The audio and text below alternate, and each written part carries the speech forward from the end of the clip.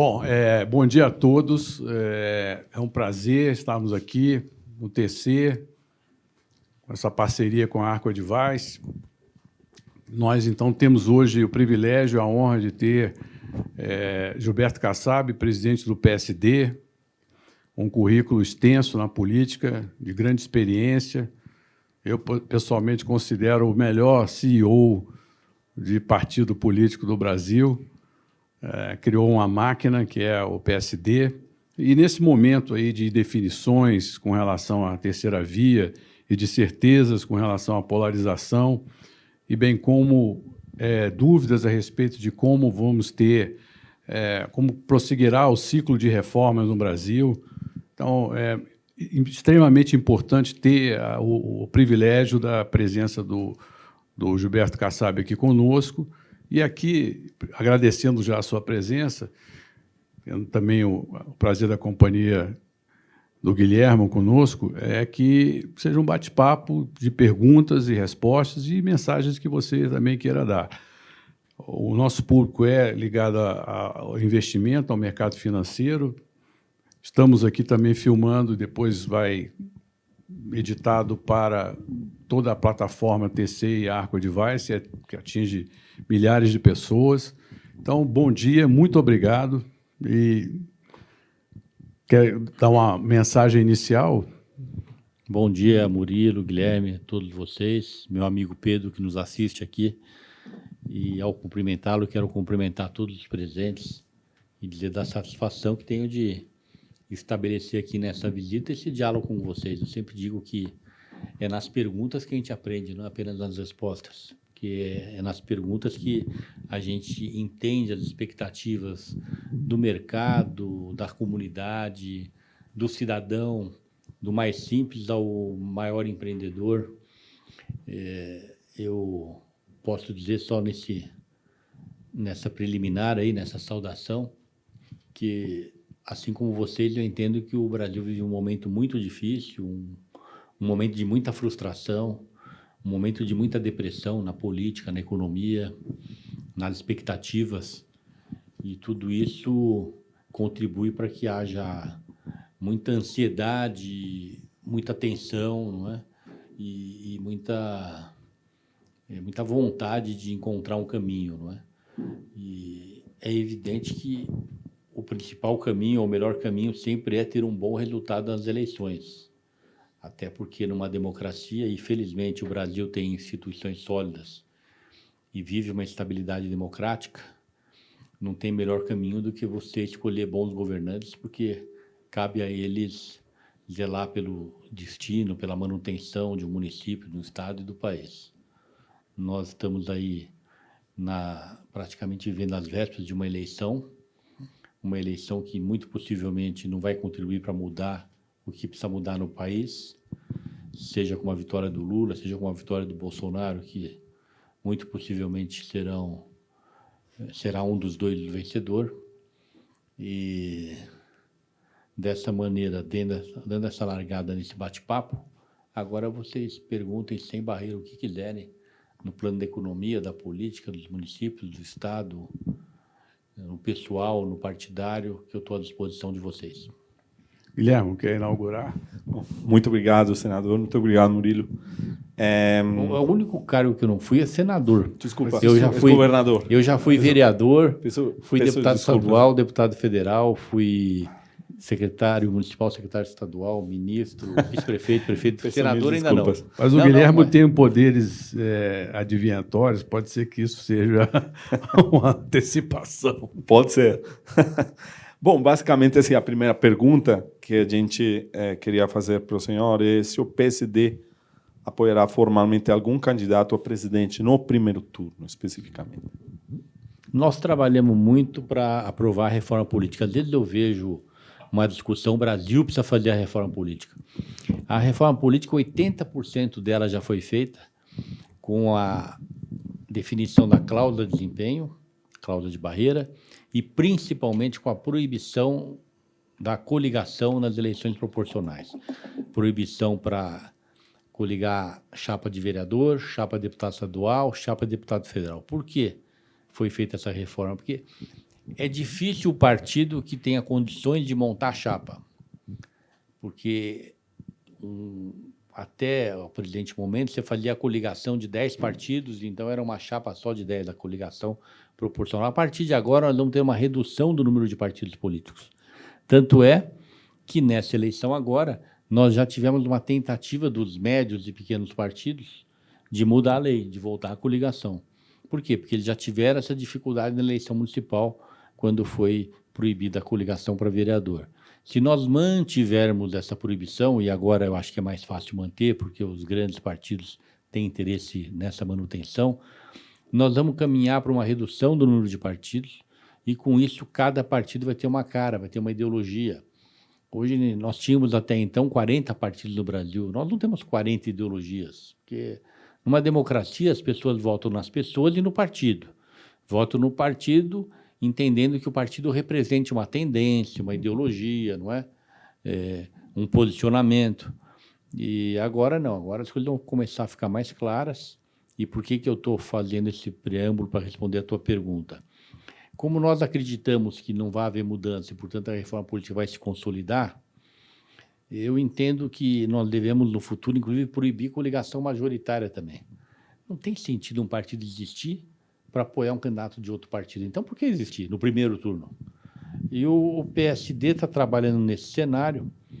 Nós, isso é público, nos esforçamos muito para ter uma candidatura própria que tivesse identidade com o que pensa o partido, né? É um partido que na economia é liberal, mas tem uma visão muito clara de que nós temos que ter um Estado forte em algumas áreas, como segurança, saúde, educação. Haja vista a própria saúde se não tivéssemos o SUS. E o SUS o que é? O Estado na saúde. Não é?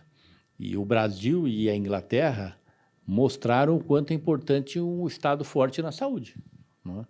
Na educação, todos nós aqui temos amigos, familiares que têm filhos em escolas públicas e escolas privadas. Nós percebemos o distanciamento social que vai acontecer daqui para frente nas crianças que estão na pública, comparado com as que estão na privada. As que estão na pública pararam 2 anos. As que estão na privada, na escola particular, não tiveram nenhum problema, não cessaram seus estudos por uma única semana.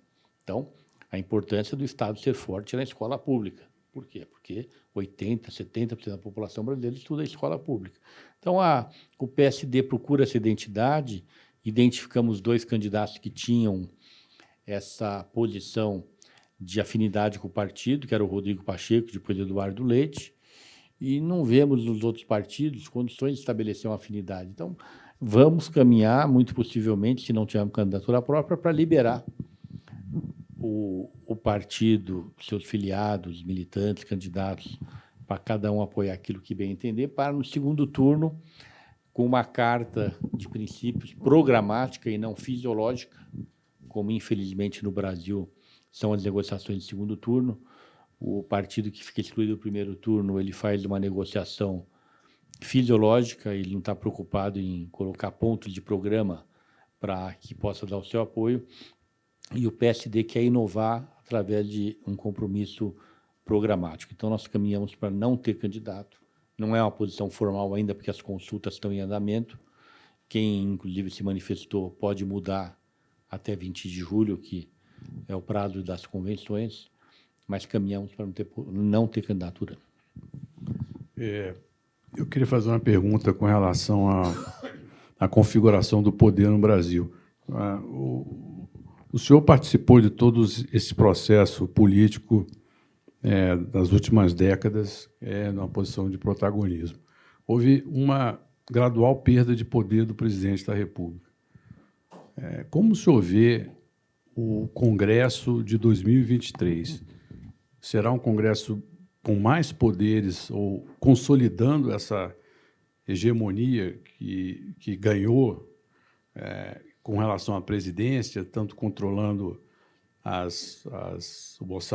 o orçamento secreto, o RP9, as emendas orçamentárias de caráter impositivo, a limitação a medidas provisórias, as votações de veto. Essa mudança veio para ficar, no seu entendimento? vamos ter um semiparlamentarismo ou um semipresidencialismo? Bom, primeiro, é muito bom um Congresso forte, um Congresso independente. Mas eu me associo àqueles que defendem o parlamentarismo, porque o semipresidencialismo é um parlamentarismo, com outro nome. Mas o Brasil ainda não está preparado para ter um parlamentarismo ou um semipresidencialismo.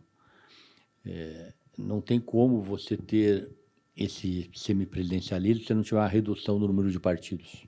Fica ingovernável, não é?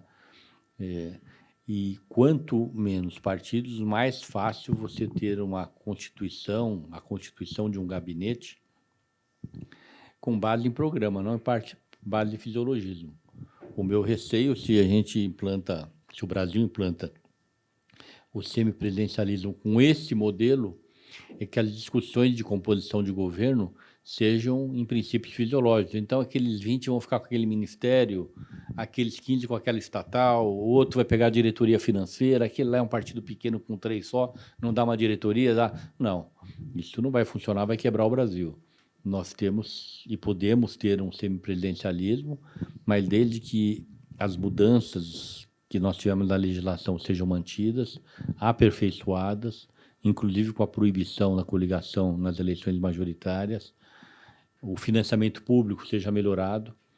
E eu nunca pensei que eu fosse defender financiamento público, hoje eu defendo, e eu acho que a discussão da sociedade é errada, não é o Murilo, não é o valor, são os critérios, não é?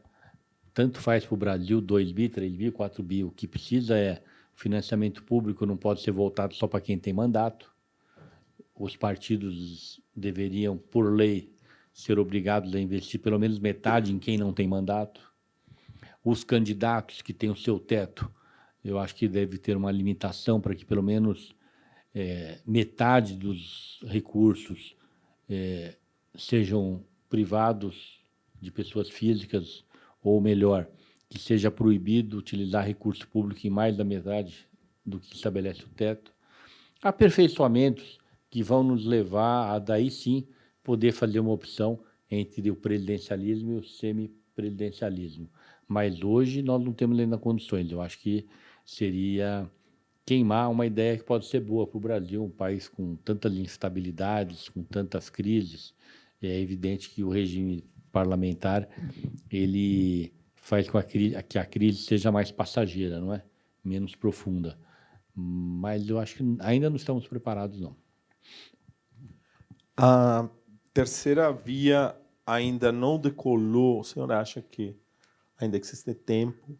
Seria interessante também entender as suas razões sobre por que não decolou, se o senhor acha que... Primeiro, eu sempre me posicionei contra esse conceito de terceira via. Esse conceito de terceira via, desculpa interrompê-lo, é aquele conceito de Anthony Giddens, aquele conceito já que a gente conhece há mais de 30, 40 anos. O que eu vi nesses últimos meses, né, são cúpulas partidárias legitimamente se reunindo, tentando encontrar um caminho.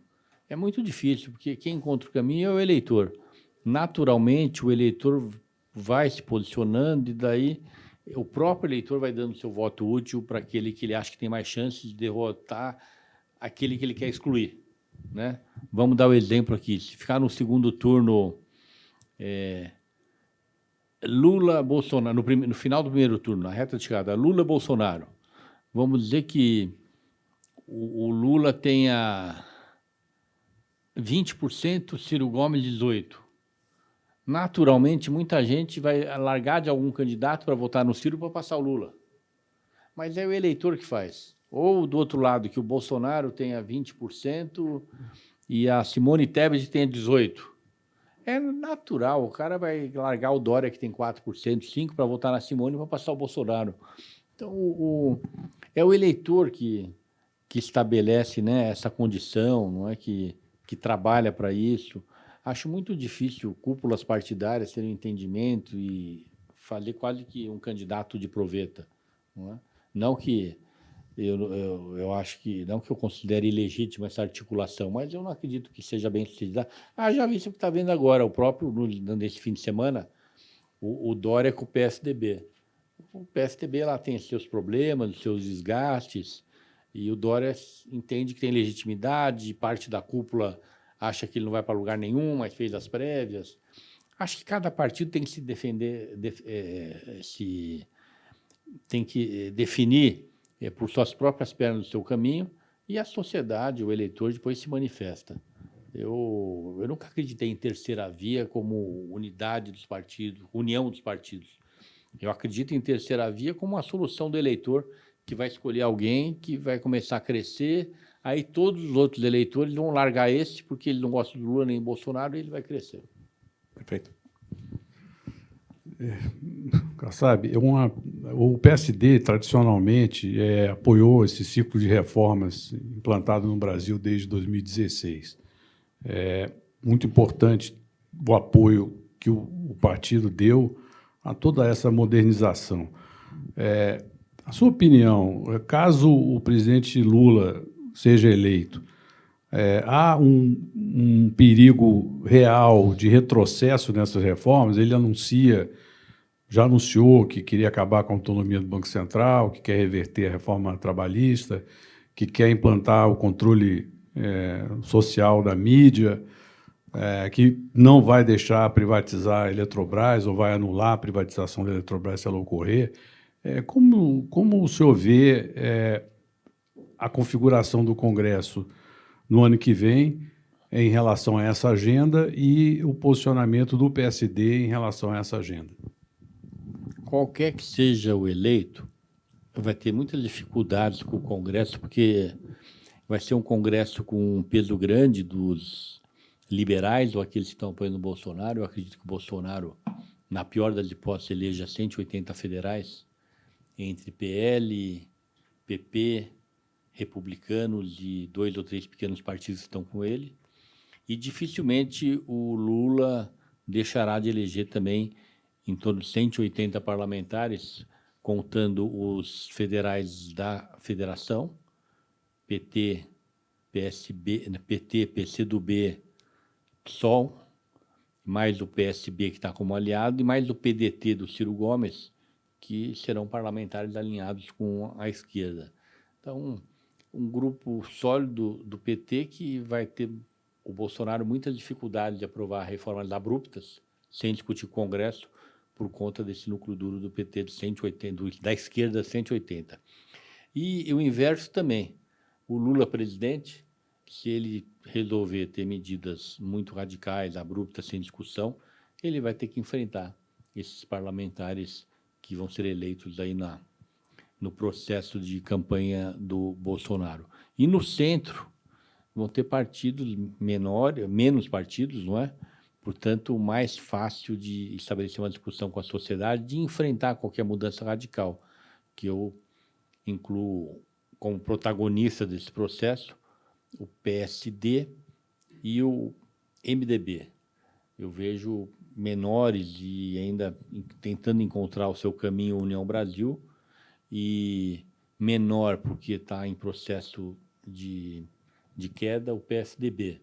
Então, com esses 4 partidos, o PSD e MDB, acompanhados do PSDB e da União Brasil, nós vamos ter o centro para segurar qualquer reforma mais ousada ou equivocada de um lado ou de outro se ganhar a eleição. Então, é possível inferir que esse perfil do próximo Congresso será um perfil muito, digamos, heterogêneo, porém marcado por grandes blocos. Agora, em termos das reformas, em termos do ideário econômico, como que o senhor vê esse perfil do próximo Congresso, por gentileza? Bom, primeiro, eu vejo um perfil mais saudável, não é? Com menos partidos, com blocos maiores, portanto, mais fácil de dar governabilidade para o Brasil, né? Onde eu citei aí, a federação é como se fosse um partido, PSB, PDT. Aí, os conservadores, o PP, PL, republicanos, 6. E 4 no centro, não é? O MDB, PSD, PSDB e União, 10. Então, pela primeira vez, depois de 30 anos, nós vamos ter condições entre situação e oposição, qualquer que seja o presidente, de 10 líderes sentar numa mesa e poder discutir majoritariamente o Brasil. Esses 10 líderes vão representar, com certeza, 90% da Câmara dos Deputados, o que é um avanço grande já, fruto dessa reforma política que eu disse que ela estava existindo, está em curso e não pode ser alterada. Às vezes eu vejo alguém falando, vou trabalhar para colocar como compromisso do Lula e do Bolsonaro a reforma política. Não, não. Tem que ter compromisso de não fazer a reforma política. Vai vir bobagem, já está feita. É aperfeiçoar. O que é proibido hoje, coligação proporcional, estender para um dia a coligação. Não precisa ser para a próxima eleição, não. Reforma política, por que deu certo a proibição de coligação proporcional? Que a gente aprovou para ter vigência 10 anos depois. A cláusula de desempenho é a mesma coisa. Então, nós temos apenas que aprovar a proibição da coligação majoritária e aperfeiçoar o uso do recurso público. Isso tem que ser feito o mais rápido possível, porque é uma questão de justiça, não é? Questão de valor é importante, lógico que é importante, mas, Murilo, é muito menos importante do que o critério. É o critério que é importante. Hoje nós temos a ditadura dos parlamentares. Quem tem mandato, quando a direção partidária é fraca, os parlamentares conseguem impor um valor para eles que não é justo, porque você tem que prestigiar a renovação, quem não tem mandato, não é? Isso só por lei. Nessa linha, os partidos, um ponto importante que é pouco valorizado, que é o teto de gastos por candidatura, né? Porque isso também, de alguma maneira, estabeleceu uma competitividade maior, porque eu me lembro que na eleição de 2014 da Dilma, ela gastou 400 milhões de reais declarados publicamente. Na campanha de 2018, o teto de gastos para a presidente da República foi de 70 milhões, que foi o equivalente ao que a campanha do PT gastou com o marqueteiro em 2014. Então, houve uma revolução aí com esse limite, com esse teto de gastos. Agora, eu queria fazer uma pergunta que não tem muito a ver com isso, mas que é muito presente na política. Como o senhor vê a judicialização da política, entendida como a provocação da justiça para tomar decisões políticas e, por outro lado, o ativismo do judiciário em relação à política, que são duas tendências que estão muito presentes no Brasil nos últimos 15 anos, desde o Mensalão, passando pela Lava Jato e por várias outras. Como o senhor vê essa relação entre os três poderes, tendo a judicialização como um elemento central? Bom, primeiro, em relação ao teto de gastos, eu defendo que seja menor ainda, porque a realidade brasileira impõe que seja menor, para que haja mais justiça. E as campanhas podem ser barateadas ainda, não é? E trabalho porque o teto seja diminuído. Espero que isso aconteça, isso vai trazer muito mais competitividade, vai trazer muito mais estímulo para que os jovens, em especial, ingressem na política, porque Murilo, eu disputei tudo quanto é eleição e venci bastante, perdi algumas, mas eu me elegi vereador na maior cidade do país, São Paulo. Me elegi deputado estadual pelo estado de São Paulo, o maior estado do país. São Paulo é uma maior cidade. 2 vezes deputado federal. Fui vice-prefeito, fui 2 vezes prefeito. Então, eu disputei a eleição e ganhei várias. Eu posso dar o meu testemunho. As campanhas eram miliardárias e eram um desperdício. E o dinheiro aparecia, então, os profissionais metiam a faca. Qualquer que seja e não adiantava, porque se você não contratasse o profissional aqui, o teu adversário contratava. Agora, com o teto, não tem jeito. Então, os profissionais, eles aparecem já muito também pela vaidade de prestar um bom serviço e vencer as eleições, não apenas pelo dinheiro. O dinheiro não está mais fácil. Tem teto, o candidato ele tem as suas limitações, porque ele tem que contratar o advogado, o marqueteiro, o jornalista, fazer o material, a rede social. Então, as campanhas hoje são baratas. O político é um animal muito esperto, né? Quando ele percebeu que estava vindo o teto a caminho, a primeira coisa que ele fez? Proibiu. Hoje é proibido tudo. E é proibido o que tinha que proibir mesmo.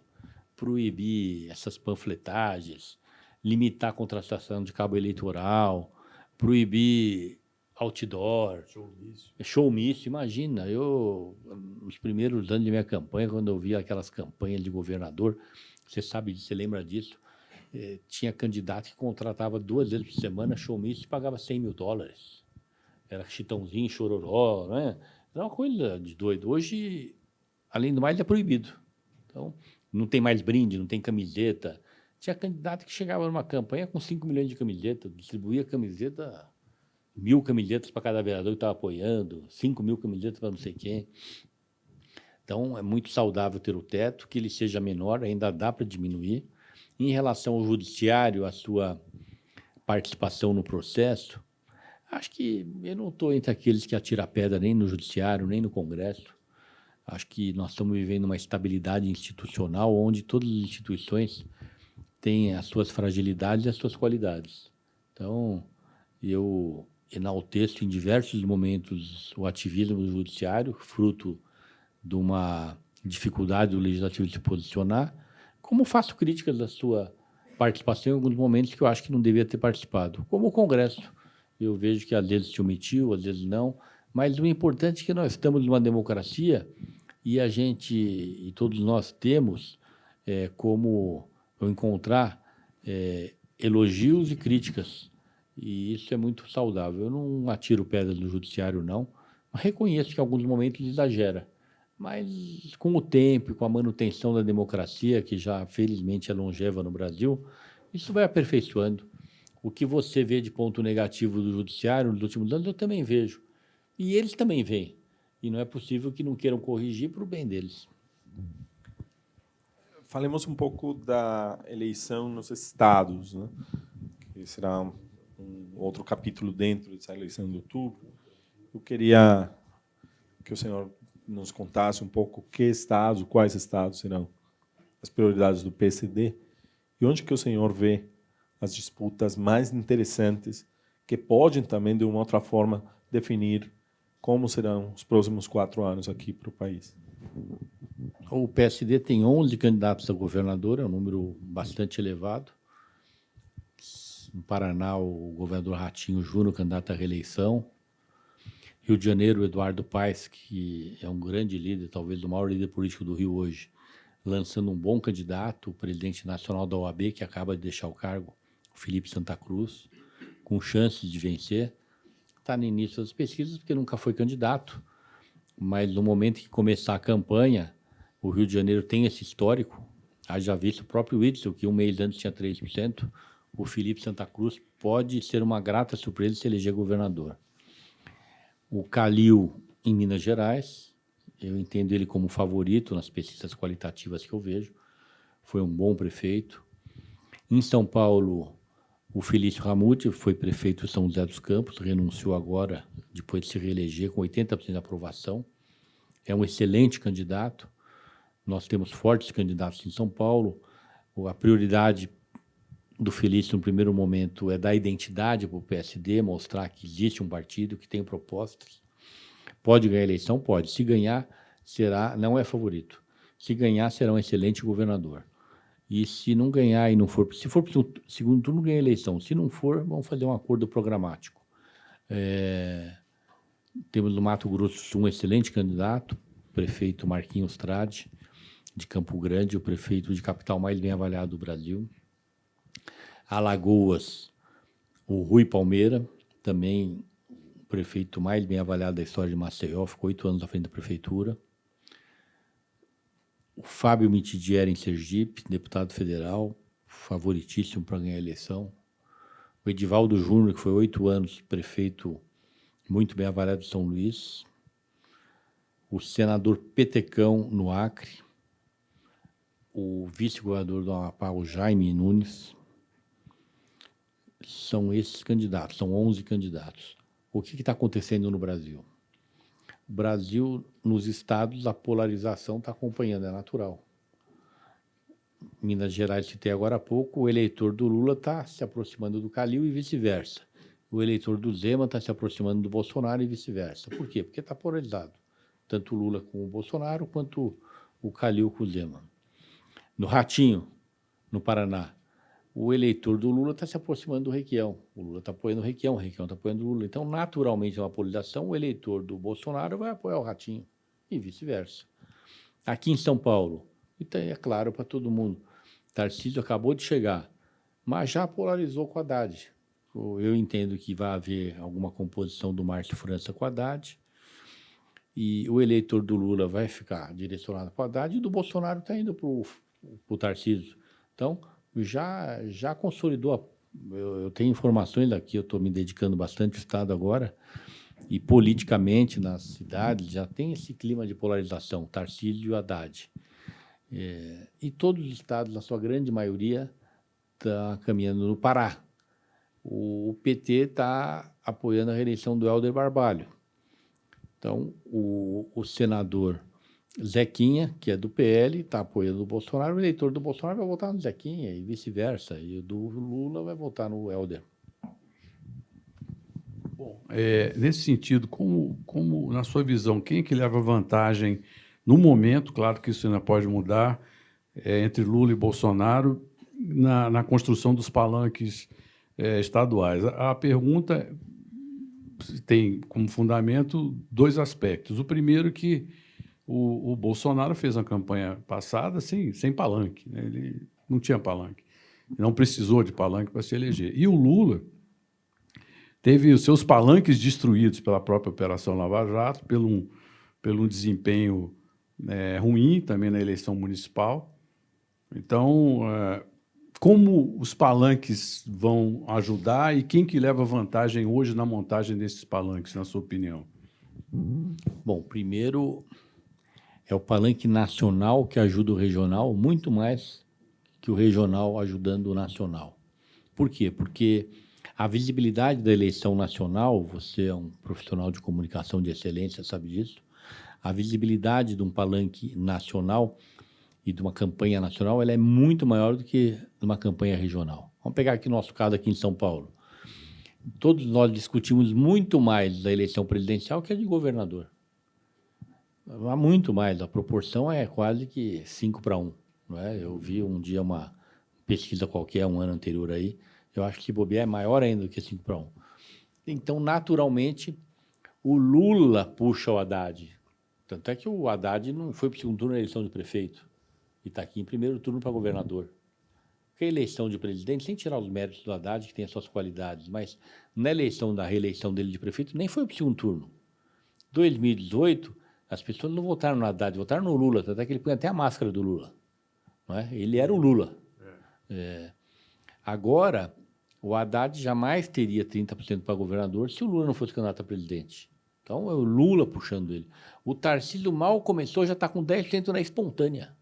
Então, é o Bolsonaro puxando o Tarcísio e vai continuar puxando. Então, a tendência é manter essa polarização, os dois candidatos a presidente puxando. Agora, respondendo a sua pergunta, palanque regional, lógico que ajuda. Ter um bom palanque regional ajuda na capilaridade, mas, em especial, na eleição de presidente, em geral, Murilo, o eleitor vota direto, ele está assistindo debate, ele comenta em família, faz parte de discussões no almoço de família, no almoço de amigos, de colega de trabalho. Se discute muito a eleição presidencial.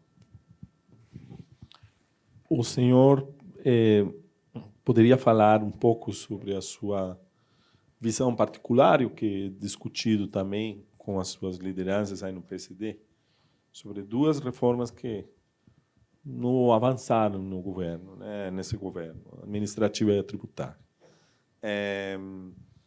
O senhor vê alguma... Primeiro, gostaríamos de entender um pouco, na sua avaliação, quais os defeitos, os problemas que impediram que essas reformas avançassem de uma maneira mais rápida, mais sólida, né, ao longo desses 4 anos.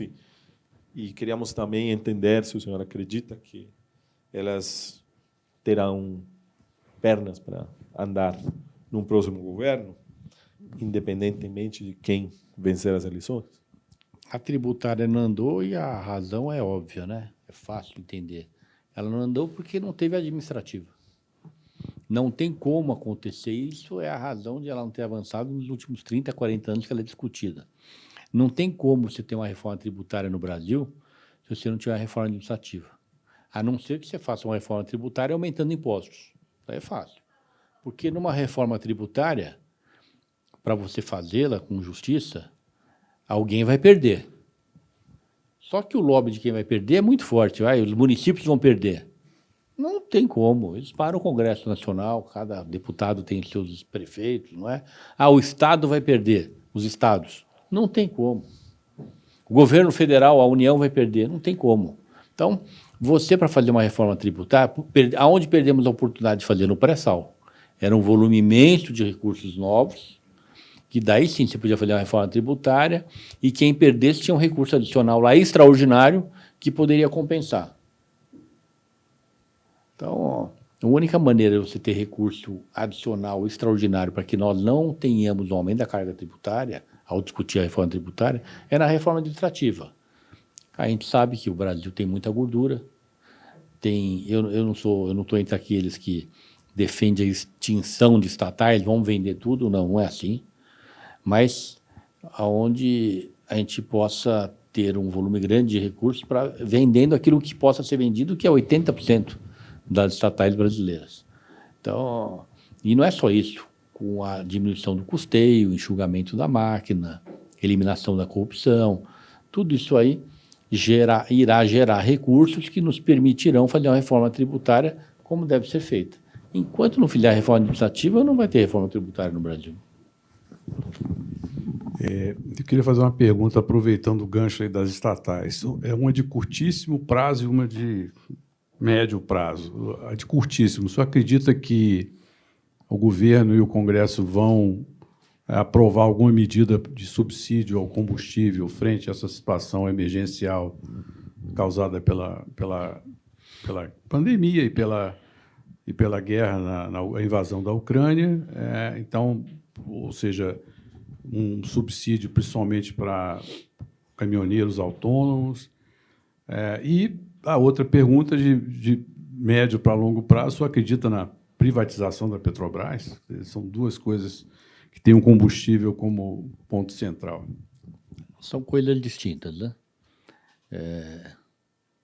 É impossível nós não entendermos, é inadmissível nós não entendermos que precisa haver uma política de estabilidade de preço do combustível.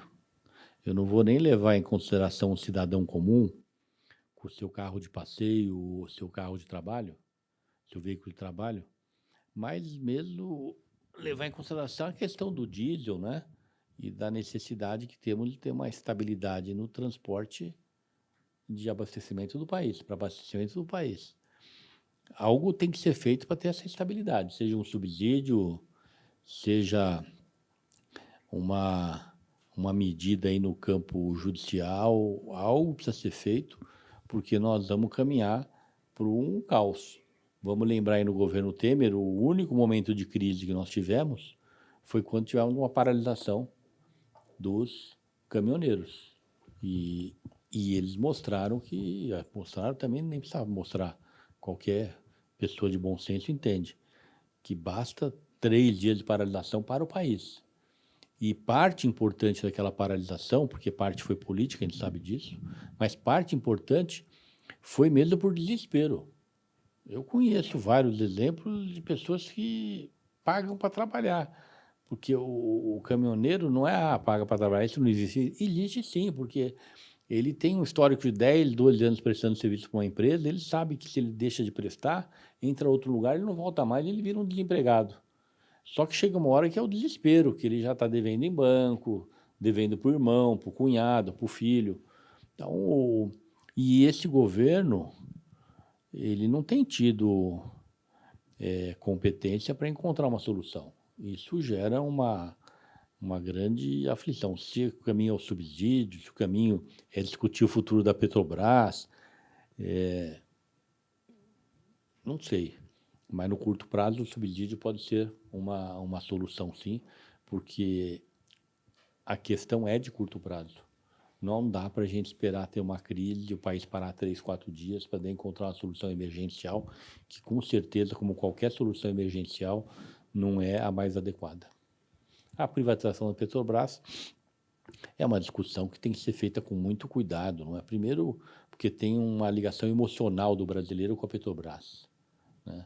Portanto, se acontecer a privatização, eu não sou contra a sua discussão, tem que ser algo que convence os brasileiros que está sendo bom para o Brasil, porque ela é um patrimônio brasileiro. O brasileiro tem na Petrobras a sua principal referência de independência na economia, não é? Com tudo que aconteceu desde a época aí do Getúlio. Existe essa cultura, mas eu não sou contra a discussão, não. Eu não vou aqui dizer que sou a favor, porque se é a favor, sem acompanhar uma discussão, para quem está na vida pública como eu, é depois carregar para o resto da vida a cobrança de uma posição que pode estar atrelada a uma solução equivocada. Então, eu sou a favor da discussão. Conforme a discussão, eu posso sim ser a favor, mas não vou manifestar a favor da privatização antes de participar de uma discussão. E em relação ao processo da Eletrobras, que precisamente nessa semana, em teoria, a gente tem que ter uma retomada das discussões lá no TCU, nós gostaríamos de ouvir um pouco a sua opinião sobre como foi elaborado, conduzido esse processo, e se o senhor acha que realmente é uma solução interessante para a gente ter aumento substancial nos investimentos em energia elétrica e, logicamente, isso gera, né, acesso, mais cidadania, mais ajuda para os Aí eu acompanhei as discussões nesses anos todos e eu sou a favor da privatização, por tudo que eu acompanhei e até porque energia não é um monopólio como é a Petrobras em relação ao petróleo. Existem alternativas energéticas, as mais diferentes matrizes. Eu estou muito tranquilo em defender por tudo que eu acompanhei e entendo que vai trazer mais eficiência para o país, vai trazer mais eficiência para o governo e o Brasil vai ter uma melhor performance no campo da energia privatizando a Eletrobras. Kassab, uma pergunta. O PSD elegeu 35 deputados federais, né, em 2018. Qual é a sua expectativa para essa eleição? O PSD vai aumentar a sua participação no Congresso? Qual é a visão? Nós temos hoje 12 senadores. Dos 12 senadores, 9 continuam, então metade do mandato. Dos 3 que vão renovar o seu mandato, os 3 são candidatos, o Alexandre Silveira tem todas as condições de reeleger, o Otto Alencar tem todas as condições de reeleger e o Omar Aziz também.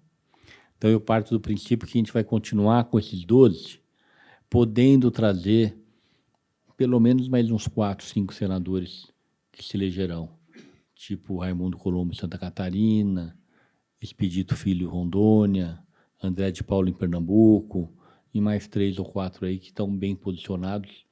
Então, eu acredito que a gente vai começar janeiro de 2023 com 15, 16 senadores. No Congresso, na Câmara dos Deputados, nós elegemos 35, que depois veio um por decisão judicial, e eu entendo que nós vamos começar 2023 com pelo menos 60. E temos um bom número de candidatos a governador, que eu elenquei agora há pouco, todos eles com boas chances por um bom desempenho. Eu acredito que alguns devam se eleger. Bom, então, o PSD cresce, a expectativa é essa. Ah, não, com certeza cresce muito, aí com certeza. Eu entendo que nós vamos ter a direita brasileira bem organizada, desde o Paulo Maluf, quando estava lá com protagonismo na política brasileira, a gente não tinha isso. Hoje nós vamos ter aí, com o resultado dessas eleições, a direita liderada pelo Bolsonaro, ganhando ou perdendo as eleições, esse universo aí de 180 parlamentares, com uma cara, né, que é o PL, o PP e o Republicanos, hoje fica claro que essa é a direita brasileira. E a esquerda, com aproximadamente 180, também, como eu disse, a federação, que é como se fosse um partido só, o PSB e o PDT. E no centro, e o PSD, eu acredito, tenho certeza, será o maior partido do centro, não é? E, portanto, vai ter uma posição bastante importante no campo moderador. Eu queria sair um pouquinho aqui do roteiro. A gente passou, mais ou menos 2 anos atrás, um pouco mais, a gente sofreu a eclosão da pandemia e passamos por basicamente 18 meses muito complexos, né? Se esperava no ano passado que 2022 fosse um ano de transição global, né? Pós-pandêmico, ver a resposta social a todas as políticas que foram aplicadas na pandemia, a recuperação econômica, etc. Mas a gente teve no começo do ano o estouro da guerra da Rússia na Ucrânia, né? Eu queria perguntar uma coisa que não necessariamente está, de novo, repito, aqui dentro do roteiro, mas queria perguntar qual é o problema global que o senhor acha que as pessoas aqui no mercado, as pessoas que estão ouvindo o senhor, deviam ficar de olho e como esse problema pode impactar o Brasil ao longo desse ano? Sim, pode ser a guerra ou pode ser a pós-pandemia. Essa história da guerra, viu, Murilo, eu quebrei a cara.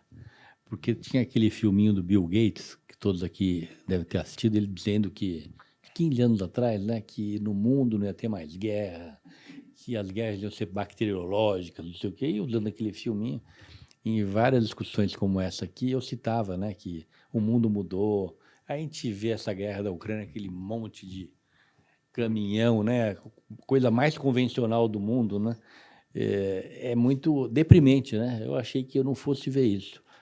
E mais na minha vida, porque nunca presenciei uma guerra, mas a gente tem, e todos nós estudamos aí diversas guerras, ou acompanhamos à distância. Então, isso atrapalhou muito, sim. O mundo, hoje, ele vive duas situações muito difíceis, a pandemia e a guerra. O Putin, ele cometeu um erro, isso sim vai mudar. Não aquela avaliação do Bill Gates, mas o Putin esqueceu de avaliar que hoje qualquer manifestação hostil e qualquer guerra, Murilo, o mundo acompanha online, né? Porque você faz as imagens via satélite, não precisa estar lá. Então, você pega aqui no Brasil, eu vejo na família, nos amigos, nas discussões políticas, hoje a rejeição, né, o horror que todo mundo tem o que está acontecendo na Ucrânia. Então, o desgaste dele, porque foi o agente provocador, é imenso. Ele não contava com essa reação do mundo, que não é uma reação ideológica, é uma reação humana. Não é? As pessoas não aceitam, porque agora elas estão vendo, antes elas tinham notícia, estão vendo lá uma pessoa, uma senhora com o seu filhinho, fugindo, correndo numa bomba, não é? E que é um país que quer entrar porque quer tomar conta do território. Isso sim, a tecnologia, o acesso à informação online, o acesso às imagens online vai mudar a história da humanidade na questão das guerras. Um líder político vai ter muita dificuldade. Isso é uma mera intuição, não é? Fruto do que eu estou vendo, que talvez a gente possa estar vivendo uma das últimas grandes guerras do mundo, porque os líderes vão ter que ter muito cuidado, porque a cada manifestação como essa, ou ação como essa, vão ter que enfrentar, não são os países, é a humanidade. É uma questão que foge, né, à questão de ideologia, de relação entre os países, de economia, mas atrapalhou muito, né? O Brasil vive também e sente os reflexos dessa crise, da pandemia, e vai demorar um pouco para a gente superar, porque a repercussão é muito ruim, né, na economia, muito ruim nos serviços, né, no abastecimento, e isso tem sido com todos os países. Você ganha de um lado, perde de outro, mas o débito é muito maior, o débito é muito grande.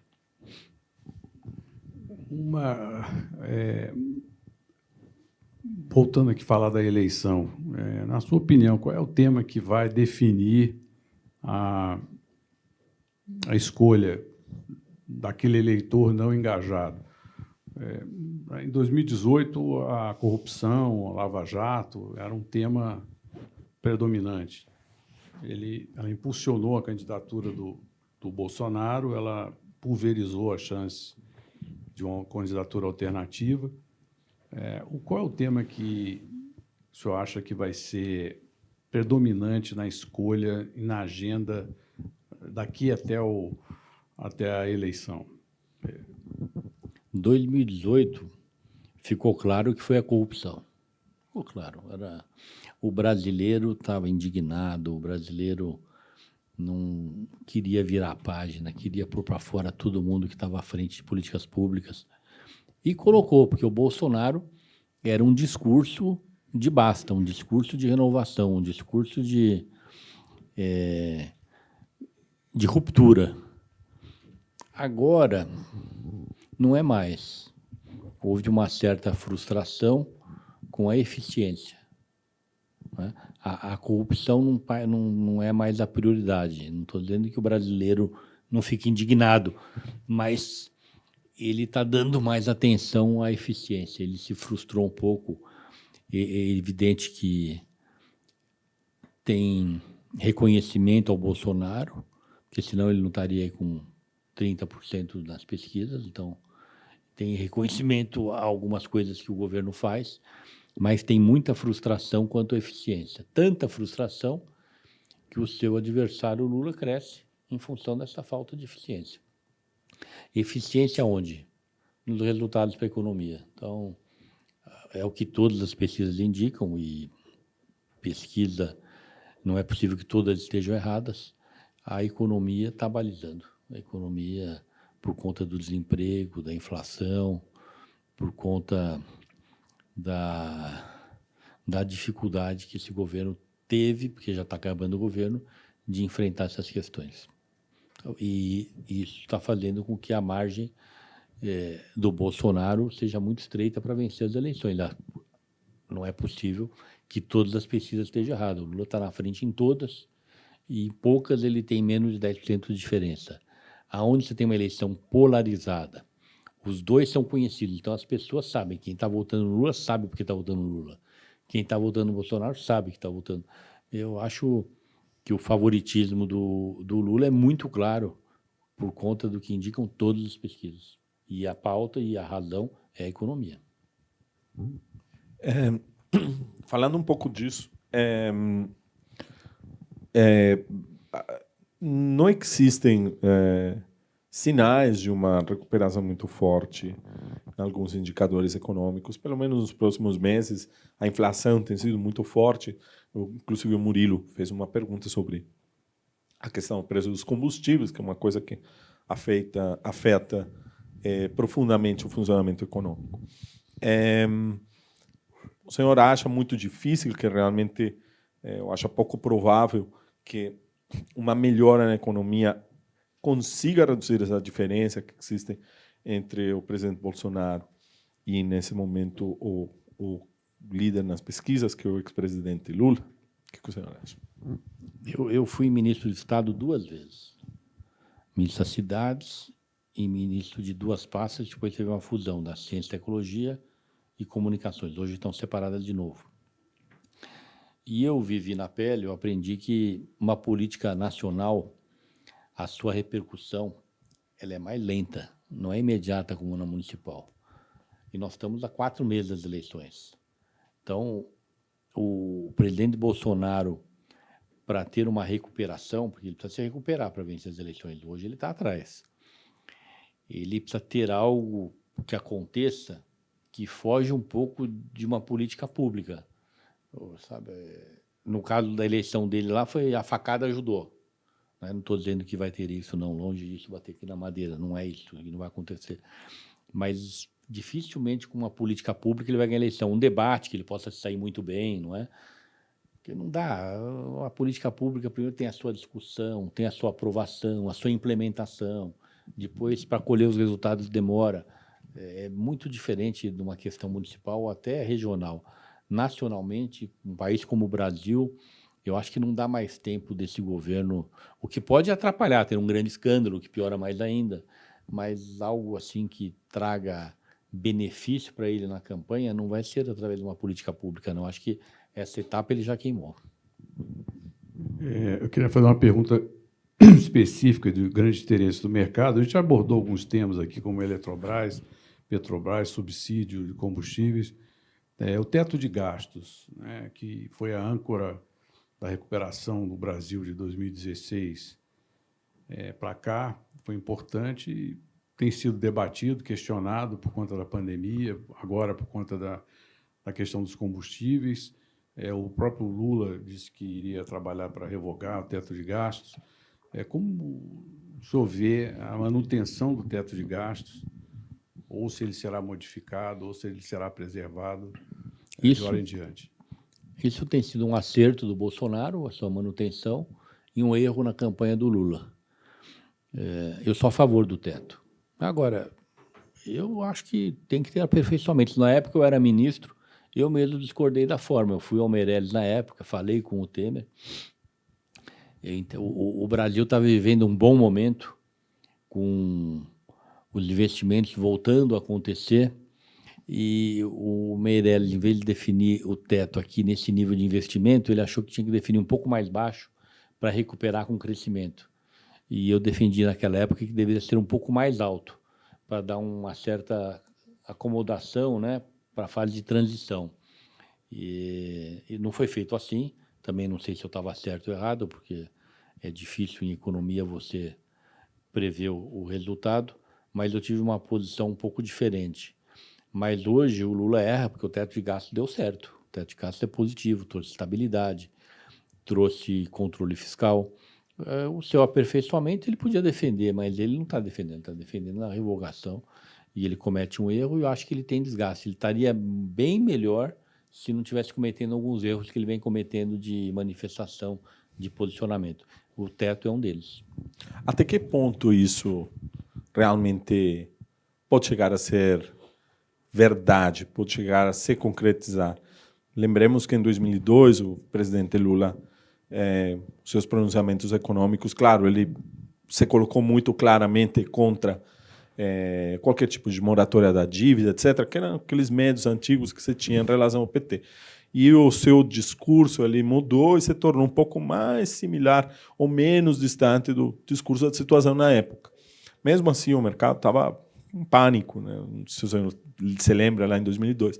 Até que ponto, digamos, o presidente Lula pode dar um pouco atrás nessas visões de campanha e tratar esse tema do teto de gastos, da consolidação fiscal, até da própria autonomia do Banco Central, com um pouco menos de tom ideológico e mais pragmático? O que eu quero dizer, no final das contas, existe possibilidade, na sua opinião, que o presidente Lula terceirize um pouco essa gestão econômica para visões um pouco mais próximas do que o mercado e o empresariado gostariam de ouvir? Todos que estão na vida pública, qualquer lugar do mundo, precisam ter equipe, não é? Então, todos sabem que os cargos que eu ocupei na vida pública, eu sempre ouvi muito o Guilherme Afif, o Jorge Borhausen, tenho equipe boa, Eleuso Paiva, Guilherme Campos, Walter Iochi, Alda Marco Antônio, Cláudio Lembro, todos sabem as pessoas que eu ouço. Todos sabem que era a equipe do Fernando Henrique. Todos sabem que era a equipe do Serra. O Lula, quando ele chegou à presidência em 2002, todos sabiam quem ia governar com ele. Tinha lá o Zé Dirceu, tinha lá o Palocci, tinha lá o Zé Alencar, tinha lá o Márcio Tomás Bastos, tinha o Duda Mendonça. Então, eles falavam por ele. E o que preocupa a todos, hoje eu percebo nos debates que eu tenho participado, é que ninguém sabe, porque ele não repôs esse primeiro escalão. E essas manifestações dele, não tem ninguém para corrigir. Ou para enfatizar, é isso mesmo. Então, cria uma ansiedade, não é? E uma expectativa que contribui para deixar o país em estado assim, de muita preocupação, até porque ele é o favorito. Muito possivelmente, a chance é grande, daqui a 4 meses a gente está conversando já sobre a composição do governo Lula. Hoje ele é o favorito, semana que vem se surgir um fato novo. Porque a análise política, o Murilo sabe disso, vale por dia. Amanhã surge um fato novo, vamos reunir de novo que mudou tudo. Não é? Mas hoje, nas temperaturas que a gente está vivendo aí, as condições de temperatura e pressão, é ele. E ele tem sinalizado que ele vai mudar o teto, que ele vai mudar a reforma trabalhista. Isso aí não contribui em nada para acalmar o país. Até porque eu sou suspeito, porque eu acho que a reforma trabalhista foi boa para o Brasil, o teto foi bom para o Brasil, e tantas outras medidas que foram adotadas. E está aqui uma pessoa que vocês sabem que é crítico do governo Bolsonaro. Então, agora, o bom candidato ele tem que saber reconhecer qualidades, não é? Em governos que ele não apoia. Aonde o PSD cresceu nos últimos anos, por exemplo? Pega o governo Bolsonaro. O PSD não tem se negado a aprovar e apoiar medidas que ele entende que sejam boas para o Brasil. Nós crescemos com isso e não somos bolsonaristas e nem petistas. Então, o Lula tem errado nisso e tem dado o azar de não ter conseguido ainda transmitir para a sociedade brasileira quem é o time dele. Bom, Guilherme, acho que nós chegamos aqui ao final. Queria, antes de encerrar, se você quiser dar uma mensagem final, acho que é importante.